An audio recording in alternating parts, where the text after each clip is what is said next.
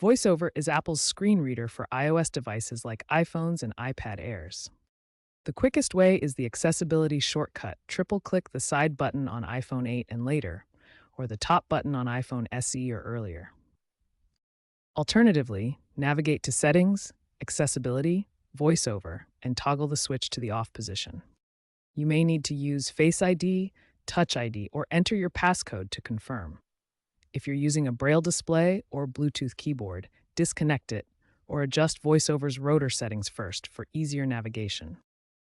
If your iPhone's screen is unresponsive due to VoiceOver issues, connect it to a computer using Finder on Mac OS or iTunes on Windows and restore from a backup where VoiceOver was disabled. VoiceOver is designed to assist users with visual impairments by vocalizing on-screen elements and gestures.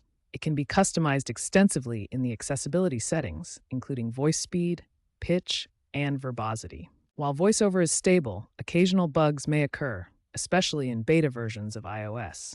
In such cases, check Apple's support resources for updates or temporary workarounds.